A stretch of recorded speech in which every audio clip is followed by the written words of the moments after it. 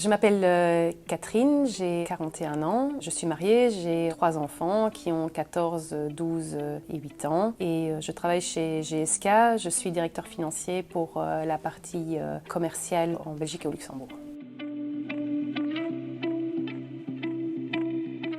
J'ai commencé chez Caterpillar où j'ai travaillé pendant une dizaine d'années. J'ai eu toutes sortes de rôles en finance et le dernier rôle que j'ai eu, c'était un rôle de directeur financier pour l'entité en Pologne. Et puis j'ai bougé chez Doozen, qui est aussi une entreprise qui travaille dans le génie civil.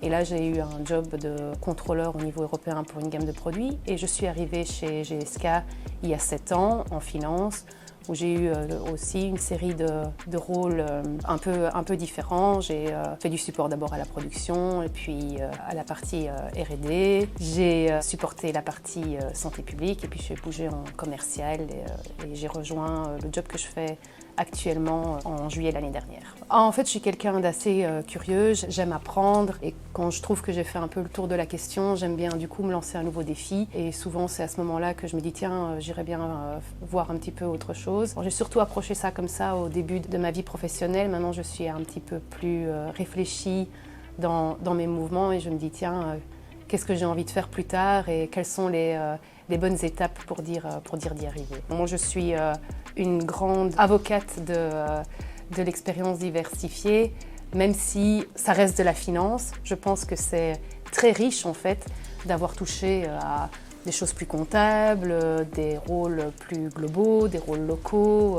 Un bon leader, c'est quelqu'un qui est inspirant, qui arrive à gérer les équipes de manière à ce qu'elles soient motivées d'elles-mêmes, sans devoir être toujours derrière. Je dirais que c'est quelqu'un qui sait prendre des décisions, même si parfois ces décisions sont impopulaires.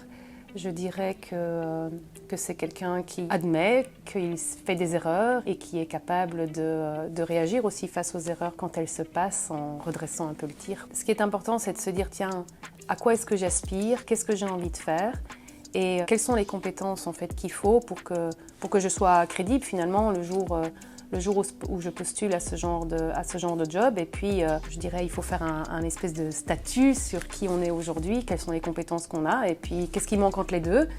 Et puis, scrupuleusement, s'y attelle, à essayer de construire les petits éléments manquants pour finalement arriver à notre objectif. J'ai le sentiment que quand j'ai commencé à travailler, les femmes qui avaient une carrière professionnelle un peu impressionnante, c'était des femmes qui avaient fait le choix de mettre leur vie professionnelle en numéro 1 et qui du coup avaient fait le choix peut-être de ne pas avoir d'enfants et vraiment de se concentrer sur cet aspect-là. Aujourd'hui, je pense que la situation est différente et en tant que femme, tu peux vraiment rêver d'avoir et une vie de famille et un boulot et voir des copines et faire du sport et voyager. Je pense que c'est des choses auxquelles on a le droit de rêver aujourd'hui. La vie, ce n'est pas d'attendre que l'orage passe, mais c'est d'apprendre à danser sous la pluie. J'ai quelques épisodes de vie comme ça qui m'ont montré qu'en fait, oui, dans la vie, il y a des hauts et des bas et que ça, c'est la vie en fait. Et que ce qui est important, c'est d'apprendre à passer à travers ces moments-là.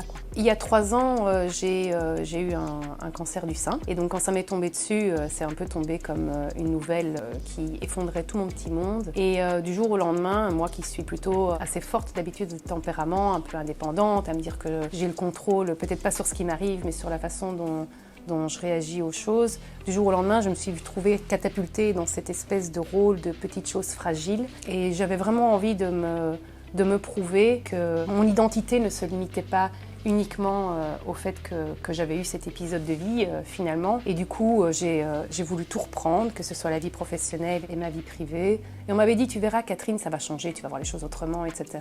Peut-être que tu prendras les choses moins à cœur, etc. Et en fait, moi, ça a eu l'effet inverse. Moi, j'ai cette espèce d'impatience et cette espèce d'urgence d'en profiter, de saisir les opportunités qui s'offrent à moi, encore plus que ce que je faisais avant. Et donc voilà.